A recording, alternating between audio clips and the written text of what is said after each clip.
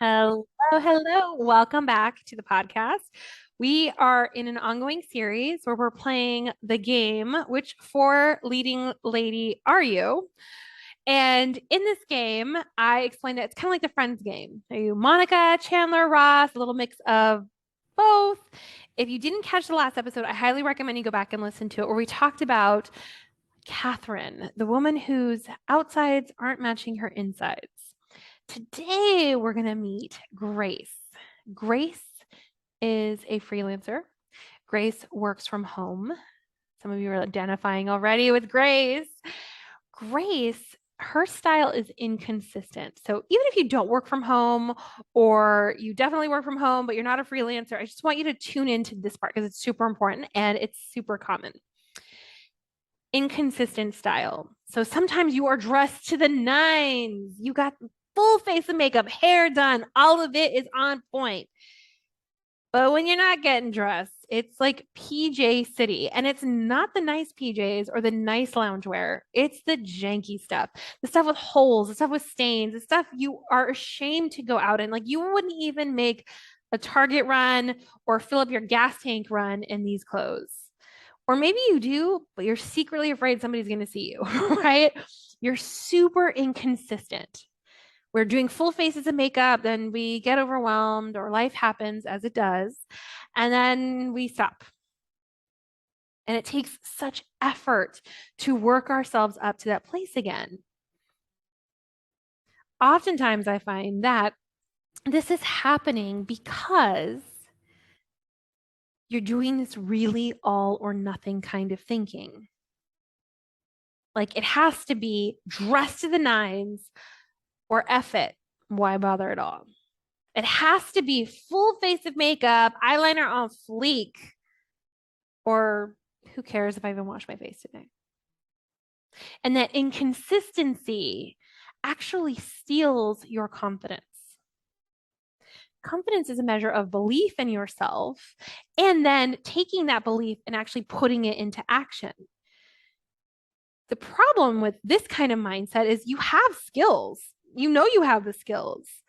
But the taking it into action is a hard part because you think you have to do all the actions instead of lovingly, gently starting where you are.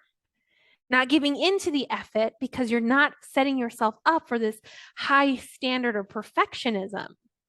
Instead, you're going to meet yourself where you are and you're going to practice minimum self-care. You're going to start asking yourself, instead of a full face of makeup with all the things, what does the 10% version of that look like? The best cure for inconsistency is to stop creating these obstacles with perfectionism. If it doesn't have to be perfect, then what would you like to do today? If it doesn't have to be 100% plus extra A plus plus effort, what would you like to get accomplished today? If you weren't beating yourself up because you didn't execute it perfectly for X amount of time, what would you like to get done today?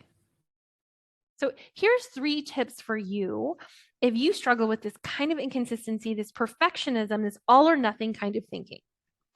Number 1, I want you to get over the fact that maybe it's been a few days since you did a full face, washed your face, changed out of your jammies into real clothes.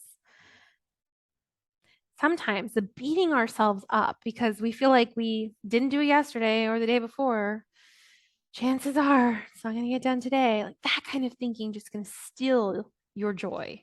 It also steals your potential. So it doesn't matter how long it's been since the last time. You can always start right now, no matter what time of day it is. You hear me say this a lot, but I have to repeat it for the girls in the back.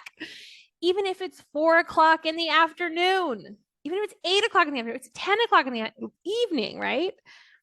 You can still practice some form of self-care. So stop telling yourself it's been X amount of days. Like it's not going to happen today. I didn't do it at 7 a.m. That perfectionism, thief of joy, and it robs of potential. So any time of day is the perfect time of day. It doesn't matter how many days it's been since the last time you tried. Number 2, I want you to get used to the idea of 10%, not 100%, 10%. If you want to build consistency, you have to do it with kindness. Some of you are overscheduling yourselves. You're not scheduling things with compassion or kindness and then wondering why. There's such high highs and low lows. You want to create some consistency. You ride these really boring kind of waves